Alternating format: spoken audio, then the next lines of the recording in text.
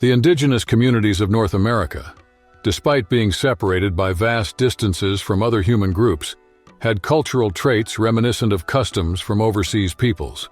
These were not limited to beliefs or rituals, but extended to specific ways in which men and women related to one another, shared social responsibilities, and built emotional bonds. It's important to note that these practices varied greatly from one region to another, making any general description inevitably limited. Throughout this video, we'll explore aspects that help us understand how men and women lived together in these societies, focusing on norms of intimacy, ceremonial rituals, and ways of managing conflicts. Many North American indigenous peoples established clear rules about interactions between men and women, though these rules were not always uniform. In certain tribes, contact was avoided during specific times. For example, among the Apache, any form of involvement was forbidden during the agave harvest, as it was believed this could affect the flavor of the food. In some communities, maintaining distance before long journeys was advised to preserve energy. Other tribes adopted opposite approaches. Among the Comanche, it was common to spend significant time with a partner before embarking on expeditions. However, the meaning attributed to intimacy varied greatly between groups. In some, the primary focus was reproduction, while in others, male pleasure was prioritized, often with little regard for female satisfaction. In some places, restrictions could be very severe. Among the Shoshone Comanche, even the way a woman sat in public was monitored.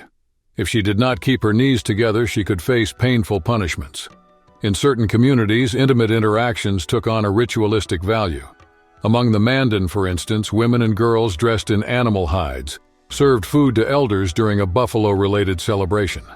After the meal, they would lead these men into the woods, in an act that transcended mere pleasure. There was a norm that each woman would attend to multiple elders in one night, but the practice often diverged due to the advanced age of some participants.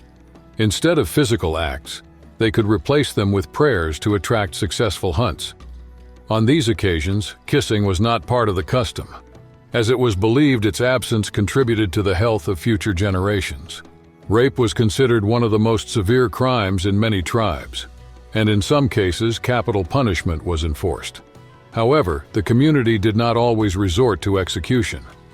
In various scenarios, solutions involved agreements that guaranteed substantial compensation to the victim or their family. This approach avoided fully applying traditional laws of violence against the aggressor. Each tribe had its own arrangements for these issues. Among the Apache, there were reports of young men forcing women into marriage.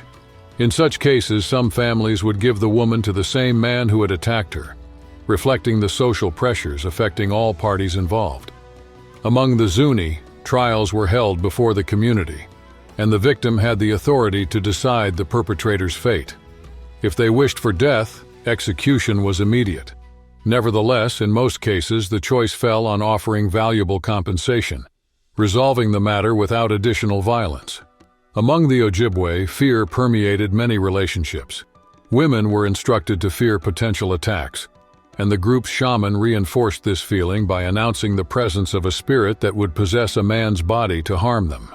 Shortly afterward, the shaman himself would appear, and given his significant influence, the woman had few ways to refuse what was imposed. In this way, violence was concealed under spiritual authority, making resistance difficult. In the same group, stepdaughters frequently faced humiliation, to the point that some decided to leave home to escape abusive situations. In such cases, mothers and daughters chose to leave, breaking bonds marked by disrespect and episodes of aggression. The concept of prostitution, as understood in Western societies, did not apply to many indigenous peoples of North America. Instead, there were customs that, from another perspective, could be confused with similar practices. Among the Creek, for example, women, even married ones, had full autonomy over their own bodies.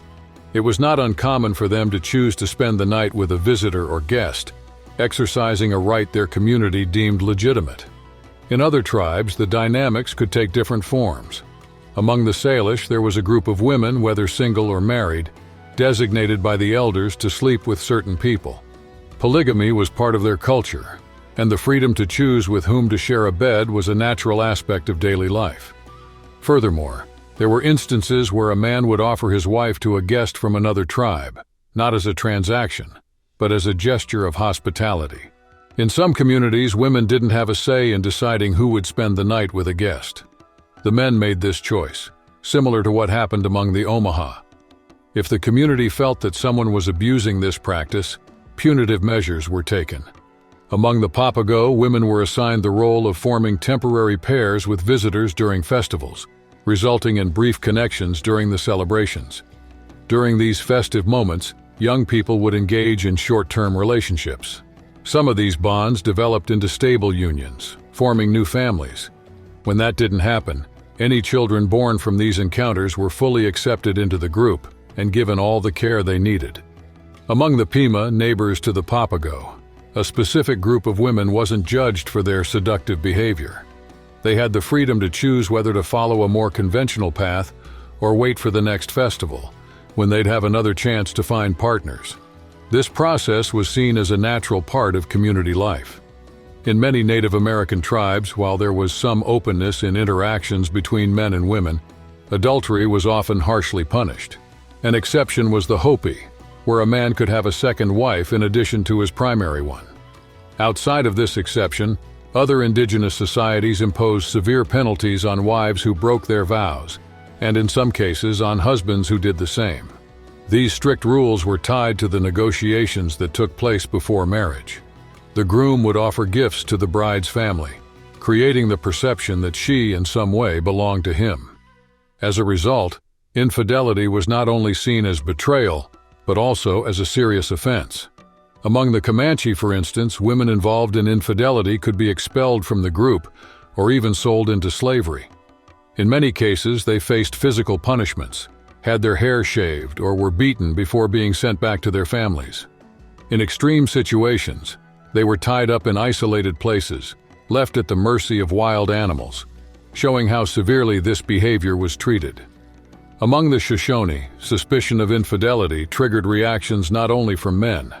Women who felt wronged publicly confronted their rivals by throwing mud at them as a sign of disgrace. In some cases, they went as far as killing their own husbands, driven by rage or jealousy. Although women rarely faced formal penalties, they were often completely isolated. With no chance of building a new home, they lived without support, which effectively doomed them to a tragic fate. Without a support network, it was impossible to sustain a family. Thank you for watching another episode. If you haven't done so yet, subscribe to the channel, give us a like, and check out our other videos.